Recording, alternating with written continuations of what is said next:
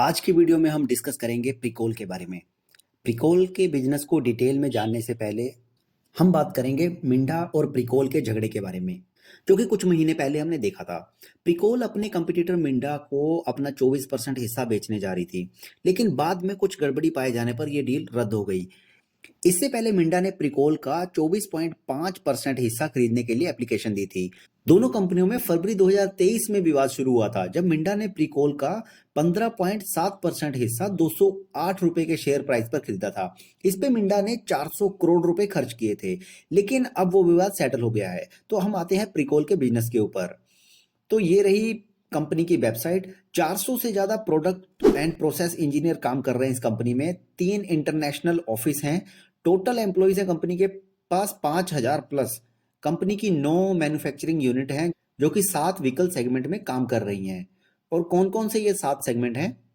इसमें आते हैं 2 wheeler segment, 3 wheeler, passenger vehicle, tractor, commercial vehicle, of road vehicle और इंडस्ट्रियल। और देखते हैं कि इन सब में प्रिकोल के पास कौन कौन से पार्ट हैं जिनको ये मैन्युफैक्चर करती है। तो सबसे पहले है एक्चुएशन एंड कंट्रोल सिस्टम, जिसमें कि ये कैबिन टिल्टिंग सिस्टम बनाती है, वाइपिंग सिस्टम है, डिस्क ब्रेक वगैरह ये सब बनाती है। और दूसरा इनके पास आता है फ्लूइड मैनेजमेंट सिस्टम, जिसमें कि फ्यूल पंप है, इलेक्ट्रिकल ऑयल पंप है, ऑयल पंप, कूलेंट पंप और ये सब चीजें ये इसमें बनाती है। इसके अलावा इनका focus driver information and connected vehicle system पे है, जो कि सॉफ्टवेयर से रिलेटेड चीजें हैं, जैसे कि एलसीडी, टीएफटी, हाइब्रिड डिस्प्ले, जिसमें कि टीएफटी और एलसीडी दोनों रहते हैं।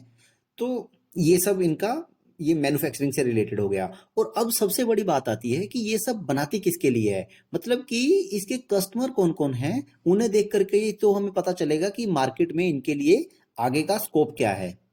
तो इनके पास जो कस्टमर हैं वो हैं BMW, Ducati, Bajaj, Hero, Honda, Yamaha, Kawasaki, Mitsubishi, Ashok Leyland और भी बहुत सारे बड़े बड़े नाम इनके साथ जुड़े हुए हैं। अब प्रिकोल का कुछ डेटा चेक करते हैं। इसमें देख रहे हैं हम कंपनी का जो मार्केट कैप है वो है लगभग 4000 करोड़ का, और करंट मार्केट प्राइस जो है वो चल रहा है 330 रुपए पे। स्टॉक पी 31 का है, रोस चल रहा है 20% पे और आरओई चल रहा है 18% पे। ये रहा कंपनी का पिछले 1 साल का चार्ट पैटर्न, जो कि 174 से 330 रुपए तक हो चुका है। अब बात करते हैं क्वार्टरली रिजल्ट्स की। जून 2020 में 115 करोड़ से लेकर के जून 2023 तक 537 करोड़ तक आना बहुत बड़ी बात होती है। आगे चलते हैं कंपनी के सालाना सेल्स डेटा पे। मार्च 2017 मार्च 2017 में 1473 करोड़ की सेल्स और मार्च 2023 में 1960 करोड़ की सेल्स। 4 साल में बहुत बड़ा जंप है। ऑपरेटिंग प्रॉफिट मार्जिन 12% पे है और नेट प्रॉफिट पिछले साल का 125 करोड़ है, जो कि अब तक का हाईएस्ट रहा है। बैलेंस शीट देखें तो मार्च 2023 में रिजर्व 692 करोड़ का था और उसके अगेंस्ट में बोरोइंग्स 110 करोड़, लगभग 5 गुना कम, जो कि बहुत ही अच्छी बात है। शेयर होल्डिंग पैटर्न देखें तो प्रमोटर्स के पास 38% की हिस्सेदारी है। इसमें आप एफआईआई की होल्डिंग को मार्च 2023 में सडनली कम होते हुए देख सकते हैं। ऐसा इसलिए हुआ क्योंकि मिंडा कॉर्पोरेशन ने अपनी 15% हिस्सेदारी वहां से निकाली थी और अब वो हिस्सेदारी पब्लिक में दिखाई देती है। प्रिकोल पिछले 1 साल से लगातार रनअप दे रहा है और पिछले 20 दिन में 20% से ज्यादा का रिटर्न दे चुका है।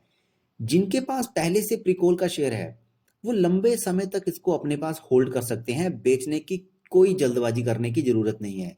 और जिनके पास नहीं है वो भी इस लेवल पे बाय कर सकते हैं। कंपनी का विजन बहुत दूर का है और ये आने वाले टाइम में ईवी के ऊपर भी काम शुरू कर रहे हैं।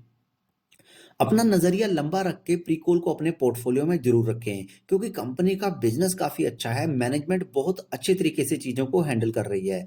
हमारी बात मत मानिए, हम तो पहले से स्टॉक को बाय करके बैठे हुए हैं और अब तक तो डबल से ज्यादा का रिटर्न भी ले चुके हैं। आप खुद इस कंपनी को पढ़िए, समझ में आए तो जरूर लीजिए और स्टॉक मार्केट में अपनी नॉलेज को हमेशा बढ़ाते रहिए। बिना नॉलेज के यहाँ पे काम नहीं चलने वाला। तो पढ़ते रहिए, सीखते रहिए। Take care, happy investing.